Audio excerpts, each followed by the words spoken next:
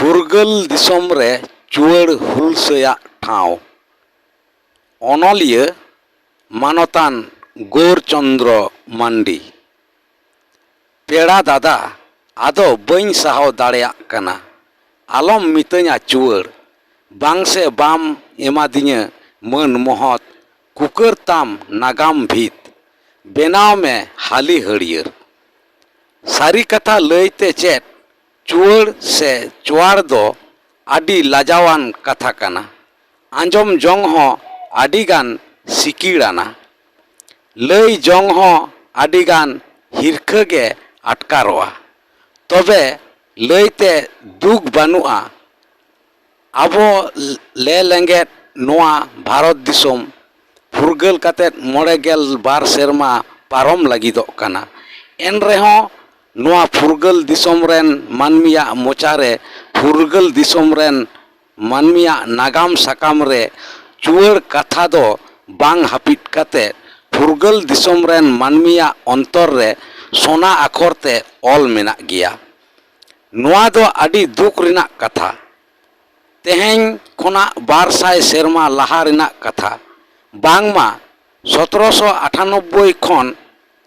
99 साल रे मेदिनीपुर जिला रिना उत्तर पश्चिम नाखा मानभूम जिला रिना पूर्व नाखा रे अकय को लातार गाताक को रेन मानमी को ताहे कना उनकुआ हासा माटी चितान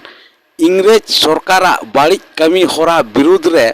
ओका हुलसई सेंगल जुंडी लेना ओनागे बांगमा चुआड़ हुलसई से चुआड़ विद्रोह मेनते छटियर सारियाकना उनको लातार गाताक को रेन मानमी जेलेका मुंड कुरमली भूमिज सांताल एमान एमान को नोआरे सेलेट को ताहेकना आर नोआ हुलसई रिना मारांग अंगीभार दोय हाताव लेदा बांगमा कर्णगढ़ राज बाखल रिनिज रानी शिरोमणि ᱧᱩᱛᱩᱢᱟᱱ मिट तिरले हपन आदि गोटांग ऑल को चितान ते बाडाय इना आबो नोआ भारत दिसोम रे चुआड़ मेनते चिली जाति हो बांग को ताहेकना नोआ दोय लय ले ताहेत कना मेदिनीपुर जिला रिनिज सीपीआई सापड़ावी मन प्रबोध पांडा गमके उनी आरहोय मेन लेदा नोआ दो ब्रिटिश सरकारा एगेर से रोहेट बेगर एटा दो बांग कना सावते आरहों लय तोरा गानोआ बांग्ला संसद अभिधान रे मेनाआ चुआड़ माने दो असभ्य बर्बर गोआर एमान एमान तबे बांग्ला अभिधान रेहों चुआड़ जाति से मानमी दो बानुक कुआ से बांग ᱧᱟᱢ आकना ब्रिटिश प्रशासक रिसलेया कथा रेहों बाडाय ᱧᱟᱢ आकना जे चुआड़ ᱧᱩᱛᱩᱢᱟᱱ एटा जात दो बानुक कुआ नोआ दो लातार गाताक को रेन मानमी को हिरका आतेत को रोहेट को ताहेन आरहों मुक्ति संग्रामे भारत पतब रेना 95 पृष्ठा रे ऑल आकना जे मेदिनीपुर बाकुड़ा मानभूम रेन आदिवासी कोदो इंग्रेज आर जमीदार कोठेन हिरका आते चुआड़ मेन तेको ᱧᱩᱛᱩᱢ हालांग को ताहेन तबे इᱧा मेन दो नागाम साकाम ओकाय कय आकादा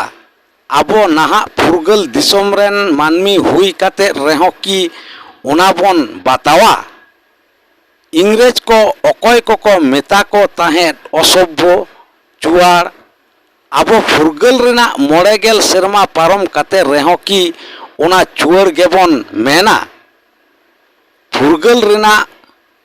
पाहिल हुलसई की बांग लय गान को ते लय तोरा गानोआ 1757 साल रे बांग्ला रिनी नवाब सिराज उद्दौला पलासी ᱧᱩᱛᱩᱢᱟᱱ डाही रे इंग्रेज सरकार ठेने पाहुड़ होचोयन खातिर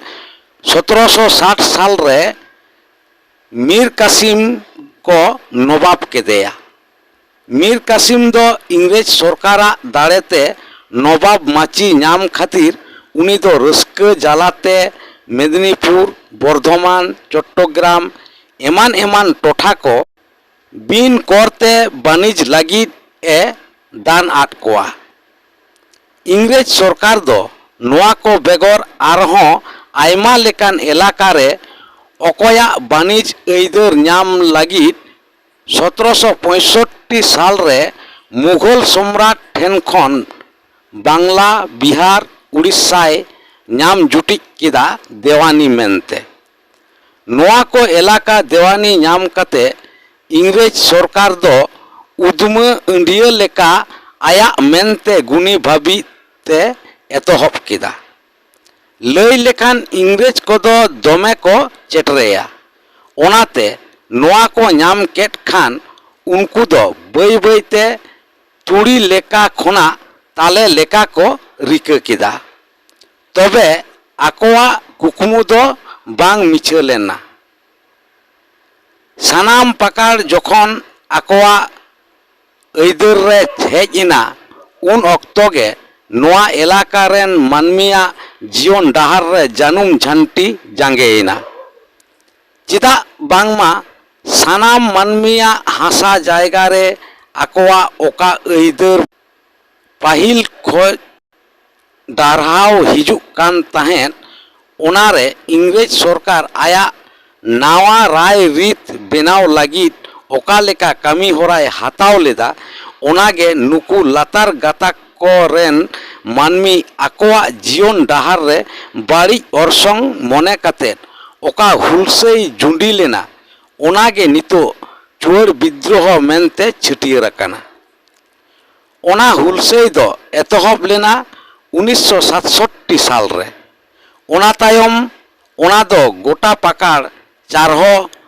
हतल लेका चारहो चलावेना। पहलो रे ओना दोय आयुर लेदा धलभूम रेन जगन्नाथ धल, रायपुर परगना रिनिक दुर्जन सिंह, चंद्रकोना रिनिक गोवर्धन दिगपति आर कर्णगढ़ रिनिक रानी शिरोमणि। बई बईते ओना हुलसई रे आरहों आदि गोटांग मानमी हों सेलेट इनाको। उन्दो नोआ हुलसई दो हासा माटी चितान आकोआ ऐदर रखा दोहो लगित मेनते छटियर उतरेना। तालारे मिड बार साल थुकुम ताहे काते रेहों नोआ हुलसई दो तोंगे चलाव लेन गिया बोरसे सेंगेल लेका।